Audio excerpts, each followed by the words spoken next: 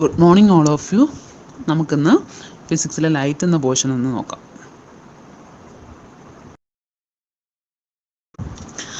Light is a form of energy. Light എന്ന് പറയുന്നത് എന്താണ്? ഒരു ഫോം ഓഫ് എനർജിയാണ്.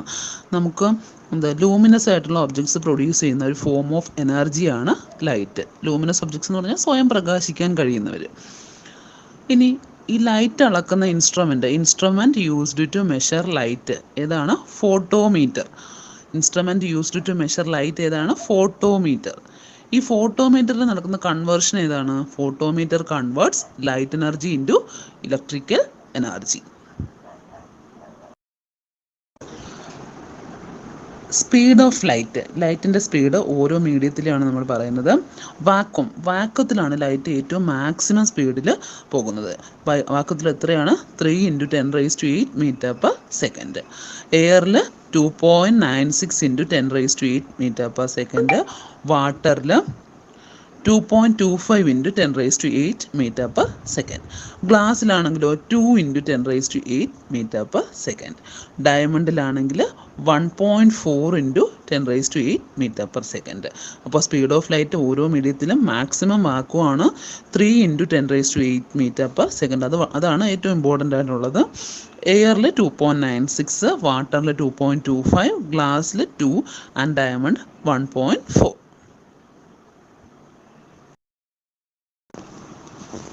റിഫ്രാക്റ്റീവ് ഇൻഡെക്സ് എന്ന് പറഞ്ഞാൽ നമ്മൾ വാക്വത്തിലെ സ്പീഡിനെ മറ്റേതെങ്കിലും ഒരു മീഡിയത്തിൻ്റെ സ്പീഡുമായിട്ട് കമ്പയർ ചെയ്യുമ്പോൾ കിട്ടുന്നതാണ് ആ മീഡിയത്തിൻ്റെ റിഫ്രാക്റ്റീവ് ഇൻഡെക്സ്. അപ്പോൾ അതിൻ്റെ അകത്ത് നമുക്ക് കുറച്ച് പോയിൻറ്റ്സ് ഒന്ന് നോക്കി വെച്ചേക്കണം. അതിന് യൂണിറ്റ് ഇല്ല. റിഫ്രാക്റ്റീവ് ഇൻഡെക്സിന് എന്തില്ല? യൂണിറ്റ് ഇല്ല. Minimum value of refractive index എന്ന് പറയുന്നത് 1 ആണ്. Minimum value of refractive index 1 ആണ്. മാക്സിമം റിഫ്രാക്റ്റീവ് ഇൻഡെക്സ് ഡയമണ്ടിനാണ്. ഡയമണ്ടിൻ്റെ റിഫ്രാക്റ്റീവ് ഇൻഡെക്സ് 2.4ഉം ഗ്ലാസിൻ്റെ റിഫ്രാക്റ്റീവ് ഇൻഡെക്സ് 1.5ഉം ആണ്. അപ്പോൾ റിഫ്രാക്റ്റീവ് ഇൻഡെക്സിന് യൂണിറ്റ് ഇല്ല. അതിൻ്റെ മിനിമം വാല്യൂ 1 ആണ്. മാക്സിമം ഡയമണ്ടിനാണ്. ഡയമണ്ടിൻ്റെ റിഫ്രാക്റ്റീവ് ഇൻഡെക്സ് 2.4 ആണ്. ഗ്ലാസിൻ്റെ റിഫ്രാക്റ്റീവ് ഇൻഡെക്സ് 1.5 ആണ്. ഇത്രയും കാര്യങ്ങളൊന്ന് നോക്കി വെച്ചേക്കുക. ഇനി light is an electromagnetic wave. Light എന്ത് വേവാണ്? ഒരു ഇലക്ട്രോ മാഗ്നറ്റിക് വേവാണ്. എന്താണ് ഇലക്ട്രോ മാഗ്നറ്റിക് വേവിൻ്റെ പ്രത്യേകത?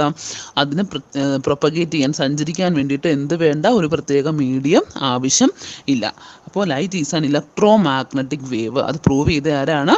ജെയിംസ് ക്ലർക്ക് മാക്സ്വെൽ ആണ്. Light is an electromagnetic wave proved by James Clerk Maxwell.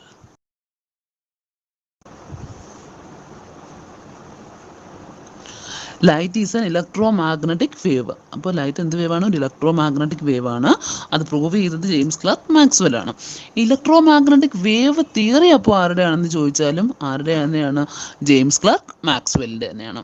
അപ്പോൾ ഇനി ഒരു ക്വസ്റ്റ്യൻ, വേവ് തിയറി ആരുടെയാണ്? വേവ് തിയറി ക്രിസ്റ്റ്യൻ ഹൈഗൺ ആണ്. ഇതൊരു ഇമ്പോർട്ടൻറ്റ് ക്വസ്റ്റ്യൻ ആണ്. ഒരു പ്രീവിയസ് ക്വസ്റ്റ്യൻ ആണ്. കഴിഞ്ഞ പ്രാവശ്യം ചോദിച്ച ക്വസ്റ്റ്യൻ ആണ്. ശ്രദ്ധിക്കുക. വേവ് തിയറി ക്രിസ്റ്റ്യൻ ഹൈഗൺ. അങ്ങനെയാണെങ്കിൽ കോർപ്പസ്കുലാർ തിയറി. വേവ് തിയറി എന്ന് പറഞ്ഞാൽ തരംഗ സിദ്ധാന്തം, മറ്റേത് കണികാ സിദ്ധാന്തം. അപ്പോൾ വേവ് തിയറി ക്രിസ്റ്റ്യൻ ഹൈഗൺ, കോർപ്പസ്കുലാർ തിയറി ഐസക് ന്യൂട്ടൺ. അപ്പോൾ ഇലക്ട്രോ മാഗ്നറ്റിക് വേവ് തിയറി, മൂന്നും കൂടി തിരിഞ്ഞു പോകരുത്. Electromagnetic wave theory James Clerk Maxwell, wave theory Christian ഹൈഗൺ and corpuscular theory Isaac Newton. അടുത്ത് നമുക്ക് പഠിക്കാനുള്ളത് ലൈറ്റിൻ്റെ കുറച്ച് പ്രതിഭാസങ്ങളാണ്. ഇത് ഫസ്റ്റ് വൺ ആണ് റിഫ്ലക്ഷൻ. എന്താണ് റിഫ്ലക്ഷൻ? ലൈറ്റ് ഒരു മീഡിയത്തിൽ തട്ടിയിട്ട് അതേ മീഡിയത്തിലേക്ക് തന്നെ തിരിച്ചു പോകുന്നതാണ് റിഫ്ലക്ഷൻ. നമുക്കറിയാം എന്ത് റിഫ്ലക്റ്റ് ചെയ്തു എന്ന് പറഞ്ഞാൽ എവിടെയെങ്കിലും തട്ടിയിട്ട് തിരിച്ചു വരുന്നത്. അപ്പോൾ ഇവിടെ പറയുന്നത് ലൈറ്റിൻ്റെ റിഫ്ലക്ഷനാണ്. അപ്പോൾ ലൈറ്റ് ഒരു മീഡിയത്തിൽ തട്ടിയിട്ട് അതേ മീഡിയത്തിലേക്ക് തന്നെ തിരിച്ചു പോകുന്നതാണ് reflection. Best reflector of light ആണ് plane mirror. Best reflector of light ഏതാണ്? Plane mirror. അതുപോലെ പ്രിൻസിപ്പിൾ ഓഫ് പെരിസ്കോപ്പിൻ്റെ പ്രിൻസിപ്പിളാണ് എന്ത്? റിഫ്ലക്ഷൻ എന്ന് പറയുന്നത്. പെരിസ്കോപ്പ് എന്തിനാണ് ഉപയോഗിക്കുന്നത്? ഡിസ്റ്റൻ്റ് ഒബ്ജക്ട്സിനെ, സബ്മറൈൻസിലെ ഡിസ്റ്റൻ്റ് ഒബ്ജക്ട്സിനെ കാണാൻ വേണ്ടിയിട്ടാണ് നമ്മൾ പെരിസ്കോപ്പ് ഉപയോഗിക്കുന്നത്. പെരിസ്കോപ്പിൻ്റെ principle റിഫ്ലക്ഷനാണ്.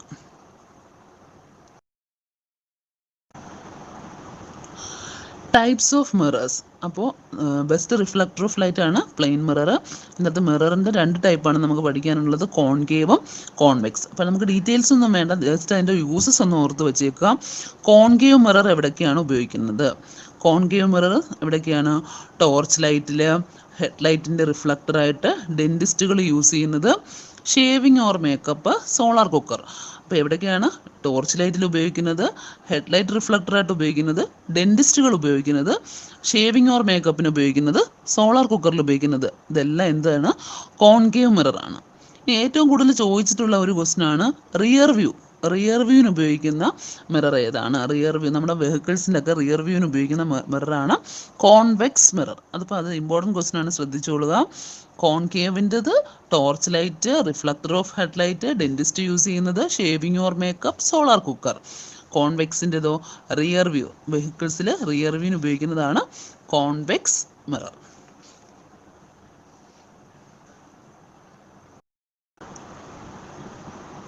Scattering of light. Scattering എന്ന് പറഞ്ഞാൽ ചിന്നിച്ചിതറുക.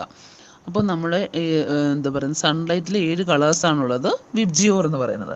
അപ്പോൾ അതിൻ്റെ അകത്ത് ഏറ്റവും സ്കാറ്ററിങ് കൂടുതലുള്ളതാണ് വയലറ്റ്, ഇൻഡിഗോ, ബ്ലൂ ഒക്കെ. അപ്പോൾ നമ്മുടെ എന്താ പറയുന്നത് ആകാശം, അപ്പം ഈ കളേഴ്സിൽ സ്കാറ്ററിങ് കൂടുതലുള്ളതാണ് ഈ ബ്ലൂ കളറ്. അപ്പോൾ നമ്മുടെ ആകാശം നീല നിറത്തിൽ കാണാൻ കാരണം സ്കാറ്ററിങ് ആണ്. അപ്പോൾ അതിൻ്റെ അകത്തുനിന്നുള്ള 2-3 പോയിന്റ്സ് നോക്കി വെച്ചേക്കുക. സ്കൈ അപ്പിയേഴ്സ് ബ്ലൂ, ആകാശം നീല നിറത്തിൽ കാണാൻ കാരണം സ്കാറ്ററിങ് ഓഫ് ലൈറ്റ്. അതുപോലെ sea appears blue due to scattering of light. ഈ സ്കാറ്ററിങ് കണ്ടുപിടിച്ചതിനാണ് നമ്മുടെ CB രാമന് നോബൽ പ്രൈസ് കിട്ടുന്നത്, രാമൻ എഫക്റ്റ് അല്ലെങ്കിൽ സ്കാറ്ററിങ് ഓഫ് ലൈറ്റ്.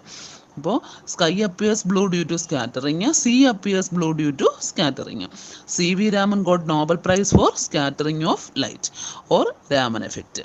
അപ്പോൾ അതിനെ റിലേറ്റ് ചെയ്തിട്ടാണ് നമ്മൾ സയൻസ് ഡേ സെലിബ്രേറ്റ് ചെയ്യുന്നത് ഫെബ്രുവരി 28. അപ്പോൾ സയൻസ് ഡേ എന്നാണ് ഫെബ്രുവരി 28.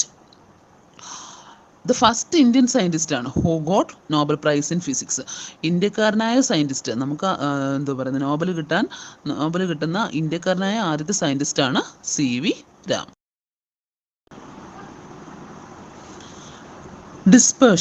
ഡിസ്പേർഷൻ എന്ന് പറഞ്ഞാൽ നമ്മൾ നേരത്തെ പറഞ്ഞു sunlight is A combination of 7 colours. VIBGYOR എന്ന് പറഞ്ഞാൽ 7 കളറിൻ്റെ കോമ്പിനേഷനാണ് നമ്മുടെ സൺലൈറ്റ് എന്ന് പറയുന്നത്.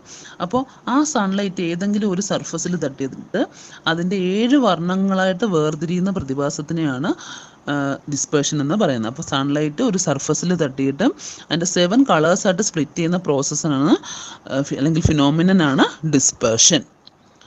അതിന് എക്സാമ്പിളാണ് rainbow appears due to, rainbow ഉണ്ടാവാൻ കാരണം ഏതാണ്? ഡിസ്പേർഷൻ ആണ്. Rainbow appears due to dispersion. ഇനി അതിൻ്റെ അകത്ത് പ്രൈമറി കളേഴ്സ് ഏതൊക്കെയാണ്? പ്രൈമറി കളേഴ്സാണ് red, green, blue. Primary colours ഏതൊക്കെയാണ്? Red, green and blue. ഈ പ്രൈമറി കളേഴ്സ് 3 എണ്ണവും ചേരുമ്പോൾ നമുക്ക് കിട്ടുന്ന കളറാണ് വൈറ്റ്. അപ്പോൾ റെഡ്, ഗ്രീനും ബ്ലൂവും ചേരുമ്പോൾ കിട്ടുന്ന കളറാണ് വൈറ്റ്. അതുപോലെ റെഡും ഗ്രീനും കൂടെ ചേരുമ്പോൾ നമുക്ക് കിട്ടുന്ന കളറാണ് യെല്ലോ. ഗ്രീനും ബ്ലൂവും കൂടെ ചേരുമ്പോൾ കിട്ടുന്നത് സിയാൻ. ആൻഡ് റെഡ് ആൻഡ് ബ്ലൂ, ഗ്രീനും ബ്ലൂവും സിയാൻ, റെഡും ബ്ലൂവും മജന്ത.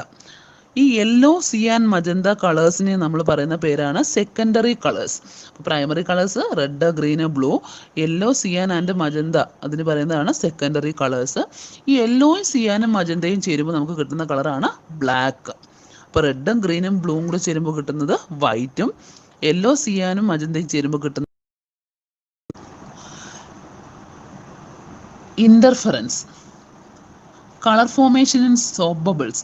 സോപ്പ് ബബിളിൻ്റെ അകത്ത് കാണുന്ന കളർ ഫോർമേഷൻ, സോപ്പ് ബബിളിൻ്റെ അകത്ത് നമ്മൾ ലൈറ്റിൽ വന്ന് പതിക്കുമ്പോൾ അതിൻ്റെ അകത്തും ഏകദേശം 7 വിബ്ജിയോർ കളേഴ്സ് നമുക്ക് കാണാൻ പറ്റും. പക്ഷേ റെയിൻബോ പോലെ നമുക്ക് എന്തായിട്ടല്ല, അടുങ്ങിയിട്ടൊന്നുമല്ല, എല്ലാ കളേഴ്സും ഉണ്ട്, 7 കളേഴ്സും അതിൻ്റെ അകത്തുണ്ട്. പക്ഷെ നമുക്കങ്ങനെ വ്യക്തമായിട്ട് അതിനെ വേർതിരിച്ചറിയാൻ കഴിയുന്നില്ലെന്നേ ഉള്ളൂ. ആ ഒരു ഫിനോമിനൻ്റെ പേരാണ് ഇൻ്റർഫറൻസ് എന്ന്. അപ്പോൾ സോപ്പ് കുമിളയ്ക്കകത്തും ഈ തിൻ ഫിലിംസിലൊക്കെ നമുക്ക് കാണുന്ന കളർ ഫോർമേഷനാണ് കാരണമാണ് ഇൻ്റർഫറൻസ്. അതുപോലെ ഡിഫ്രാക്ഷൻ എന്ന് പറയുന്നത് നമ്മൾ CD-യിൽ കാണുന്ന കളർ ഫോർമേഷൻ. അതായത് ഒരു കർവ്ഡ് ഭാഗത്ത് ലൈറ്റ് വന്ന് പതിച്ച് അത് ബെൻഡായിട്ട് പോകുമ്പോഴാണ് നമുക്ക് ആ കളർ ഫോർമേഷൻ കാണാൻ പറ്റുന്നത്. അതിന് നമ്മൾ പറയുന്ന പേരാണ് ഡിഫ്രാക്ഷൻ. അപ്പോൾ colour formation in soap bubble is due to interference and colour formation in CD is due to diffraction. അടുത്തതായിട്ട് റിഫ്ലക്ഷൻ നമ്മൾ പറഞ്ഞു, ലൈറ്റ് ഒരു സർഫസിൽ തട്ടിയിട്ട് അതേ മീഡിയത്തിലേക്ക് തന്നെ തിരിച്ചു പോകുന്നതാണ് റിഫ്ലക്ഷൻ. റിഫ്രാക്ഷൻ എന്ന് പറഞ്ഞാൽ ലൈറ്റ് ഒരു മീഡിയത്തിൽ തട്ടിയിട്ട് അടുത്ത മീഡിയത്തിലേക്ക് പോകുന്നതാണ് റിഫ്രാക്ഷൻ. അടുത്ത മീഡിയത്തിലേക്ക് പോകുമ്പോൾ അതിൻ്റെ പാത്തിനൊരു ബെൻഡും ഉണ്ടാകും, ഒരു ചെറിയ ചരിവും ഉണ്ടാകും. അപ്പോൾ മിററിൽ നടക്കുന്ന ഫിനോമിനനാണ് റിഫ്ലക്ഷൻ എങ്കിൽ ലെൻസിൽ നടക്കുന്ന ഫിനോമിനനാണ് refraction. The phenomenon occurs in lens എന്ന് പറയുന്നത് റിഫ്രാക്ഷൻ ആണ്. അങ്ങനെയാണെങ്കിൽ ഗ്ലാസ്, ലെൻസ് ഉണ്ടാക്കാൻ ഉപയോഗിക്കുന്ന ഗ്ലാസ് ഏതാണ്? Glass used to make lens. ഏത് ഗ്ലാസ് ആണ്? Flint glass. Persistence of vision എത്ര സെക്കൻഡ് ആണ്? 1/16 സെക്കൻഡ്സ്. നമ്മൾ സൗണ്ട് പറഞ്ഞപ്പോൾ പറഞ്ഞായിരുന്നു ഒരു ശബ്ദം കേട്ട് വളരെ ചെറിയ സെക്കൻഡ്സ്, അതായത് 1/10 സെക്കൻഡ്സ് ആ ശബ്ദം നമ്മുടെ ചെവിയിൽ തന്നെ തങ്ങി നിൽക്കുന്നുണ്ടെന്ന്. അതുപോലെ ഒരു ഇമേജ് കണ്ട് വളരെ ചെറിയ സെക്കൻഡ്സ്, അത് എത്രയാണ്? 1/16 സെക്കൻഡ്സ് നമ്മുടെ കണ്ണിൽ ആ ഇമേജ് തങ്ങി നിൽക്കുന്നുണ്ട്. അതിനെയാണ് നമ്മൾ പെർസിസ്റ്റൻസ് ഓഫ് വിഷൻ എന്ന് പറയുന്നത്. അപ്പോൾ പെർസിസ്റ്റൻസ് ഓഫ് വിഷൻ എത്ര സെക്കൻഡാ? 1/16 seconds. LDDV of normal I. LDDV എന്ന് പറഞ്ഞാൽ എന്താ? Least distance of distinct vision. നമുക്ക് ഡിസ്റ്റിങ്ക്റ്റ് വിഷൻ സാധ്യമാകുന്ന ദൂരം എത്രയാണ്? 25 സെൻറ്റിമീറ്റർ ആണ്. LDDV ഓഫ് നോർമൽ ഐ എന്ന് പറഞ്ഞാൽ എത്ര സെൻറ്റിമീറ്റർ ആണ്? 25 സെൻറ്റിമീറ്റർ.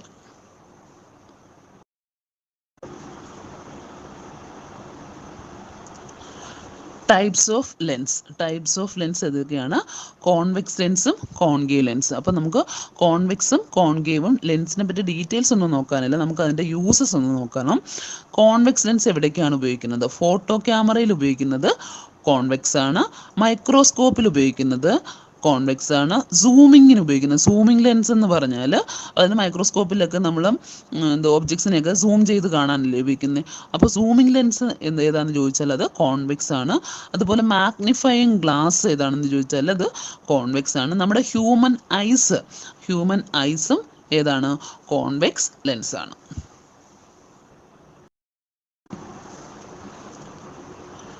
കോൺകേവ് ലെൻസ് എവിടെയൊക്കെയാണ് ഉപയോഗിക്കുന്നത്? ടെലിസ്കോപ്പിലും ഫ്ലാഷ് ലൈറ്റ്സിൽ ബൈനോക്കുലേഴ്സിലൊക്കെ ഉപയോഗിക്കുന്നത് ഏതാണ്? കോൺകേവ് ലെൻസ് ആണ്.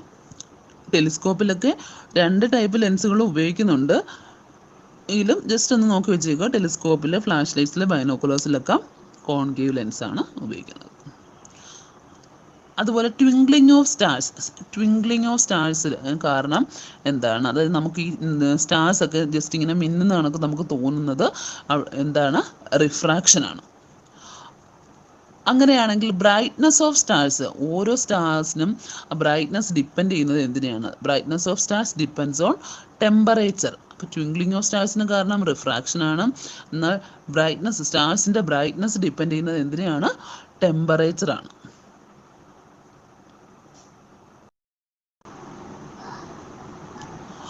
അടുത്തത് ഐ ഡിഫക്ട്സ് ആണ്. നമ്മുടെ ഐയുടെ ഡിഫക്ട്സ് ഏതൊക്കെയാണെന്നാണ് പ്രധാനപ്പെട്ട ഡിഫക്ട്സ് ആണ് നമ്മൾ നോക്കുന്നത്. First one, long sight or hypermetropia. Long sight എന്ന് പറഞ്ഞാൽ നമുക്ക് ദൂരെ ഉള്ളത് വ്യക്തമായിട്ട് കാണാൻ കഴിയും, എന്നാൽ അടുത്തുള്ളതിന് ഒരു വ്യക്തതയില്ലായ്മ, ഒരു ബ്ലർനെസ് അനുഭവപ്പെടുന്ന അല്ലെങ്കിൽ ഒരു മങ്ങൽ തോന്നുന്നതാണ് long sight or hypermetropia. അപ്പോൾ അതിനുപയോഗിക്കുന്ന ലെൻസാണ് കോൺവെക്സ് ലെൻസ്. അടുത്തത് ഷോർട്ട് സൈറ്റ് അല്ലെങ്കിൽ മയോപ്പിയ, അതായത് അടുത്തുള്ളത് ക്ലിയർ ആയിട്ട് കാണാൻ പറ്റും, ദൂരെ ഉള്ളതിനൊരു മങ്ങൽ തോന്നുന്നതാണ് ഷോർട്ട് സൈറ്റ് അല്ലെങ്കിൽ മയോപ്പിയ എന്ന് പറയുന്നത്. അതിനുപയോഗിക്കുന്ന ലെൻസ് ഏതാണ്? Concave lens. അസ്റ്റിഗ്മാറ്റിസം, വെർട്ടിക്കൽ ലൈൻസും ഹൊറിസോണ്ടൽ ലൈൻസും ചില പോയിന്റ്സും ഒന്നും നമുക്ക് ക്ലിയർ ആയിട്ട് കാണാൻ പറ്റാത്തൊരവസ്ഥയാണ് അസ്റ്റിഗ്മാറ്റിസം എന്ന് പറയുന്നത്. അതിനുപയോഗിക്കുന്ന ലെൻസ് ഏതാണ്? സിലിണ്ടറിക്കൽ ലെൻസാണ്. പ്രസ് ബയോപ്പിയ എന്ന് പറഞ്ഞാൽ ഏജ്ഡ് ആയിട്ടുള്ളവരിൽ വരുന്ന ലോങ് സൈറ്റ് ആണ് പ്രസ് ബയോപ്പിയ എന്ന് പറയുന്നത്. അപ്പോൾ അതിന് ഉപയോഗിക്കുന്ന ലെൻസാണ് ബൈഫോക്കൽ കോൺവെക്സ്, 2 ഫോക്കൽ ലെങ്ത് ഉള്ള കോൺവെക്സ് ലെൻസ്. അടുത്തത് എന്താ? Unit of power of lens. ഈ ലെൻസിൻ്റെ പവർ അളക്കുന്ന യൂണിറ്റ് ഏതാണ്? ഡയോപ്റ്റർ ആണ്. അപ്പോൾ ലെൻസ് ഉണ്ടാക്കാൻ ഉപയോഗിക്കുന്ന ഗ്ലാസ് നമ്മൾ മുന്നേ പറഞ്ഞു, ഫ്ലിൻറ്റ് ഗ്ലാസ്. അതിൻ്റെ യൂണിറ്റ് അളക്കുന്ന മെഷർമെൻറ്റ് ഏതാണ്? ഡയോപ്റ്റർ.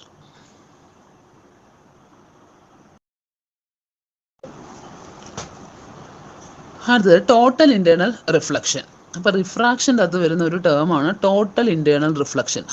ആ ഫിനോമിനൻ എന്താണ് ടോട്ടൽ ഇൻറ്റേർണൽ റിഫ്ലക്ഷൻ? അതായത് മാക്സിമം 90 ഡിഗ്രി വരെ മാത്രമേ എന്ത് നടക്കത്തുള്ളൂ, റിഫ്രാക്ഷൻ നടക്കത്തുള്ളൂ. അത് കഴിഞ്ഞാൽ വീണ്ടും പഴയതുപോലെ റിഫ്ലക്ഷൻ മാത്രമാണ് നടക്കുന്നത്. ആ ഫിനോമിനൻ്റെ പേരാണ് ടോട്ടൽ ഇൻറ്റേർണൽ റിഫ്ലക്ഷൻ. അപ്പോൾ ഇതിൻ്റെ ആപ്ലിക്കേഷൻസ് വരുന്നത് OFC ഒപ്റ്റിക്കൽ ഫൈബർ കേബിളിൻ്റെ പ്രിൻസിപ്പിൾ എന്താണ്, ടോട്ടൽ ഇൻറ്റേർണൽ റിഫ്ലക്ഷൻ ആണ്. ഈ OFC എവിടെ ഉപയോഗിക്കുന്നതെന്ന് പറഞ്ഞാൽ കമ്മ്യൂണിക്കേഷൻ പർപ്പസിന് വേണ്ടിയിട്ട് ഉപയോഗിക്കുന്നതാണ് OFC. അതുപോലെ എൻഡോസ്കോപ്പിൻ്റെ പ്രിൻസിപ്പിളും ടോട്ടൽ ഇൻറ്റേർണൽ റിഫ്ലക്ഷനാണ്. എൻഡോസ്കോപ്പ് എന്ന് പറഞ്ഞാൽ നമ്മൾ ഈ സ്റ്റൊമക്കൊക്കെ നോക്കാൻ വേണ്ടിയിട്ട് ഡോക്ടേഴ്സ് ഉപയോഗിക്കുന്ന ഒരു സമ്പ്രദായമാണ് എൻഡോസ്കോപ്പ് എന്ന് പറയുന്നത്. അതിൻ്റെ പ്രിൻസിപ്പിളും ടോട്ടൽ ഇൻറ്റേർണൽ റിഫ്ലക്ഷനാണ്. അതുപോലെ ബ്രൈറ്റ്നസ് ഓഫ് ഡയമണ്ട്, നല്ല വെൽ കട്ട് ഡയമണ്ട് നന്നായിട്ട് തിളങ്ങാൻ കാരണം എന്താണ്, ടോട്ടൽ ഇൻറ്റേർണൽ റിഫ്ലക്ഷൻ. അപ്പോൾ OFCയുടെ പ്രിൻസിപ്പിൾ വളരെ ഇമ്പോർട്ടൻ്റ് ആയിട്ടുള്ള ക്വസ്റ്റ്യൻ ആണ്. പ്രിൻസിപ്പിൾ ഓഫ് OFC എന്താണെന്ന് ചോദിച്ചാൽ ടോട്ടൽ ഇൻറ്റേർണൽ റിഫ്ലക്ഷൻ ആണ്. അതുപോലെ പ്രിൻസിപ്പിൾ ഓഫ് എൻഡോസ്കോപ്പും ഡയമണ്ട്സിൻ്റെ ബ്രൈറ്റ്നസ്സിന് കാരണവും എന്ത് തന്നെയാണ്, ടോട്ടൽ ഇൻറ്റേർണൽ റിഫ്ലക്ഷൻ.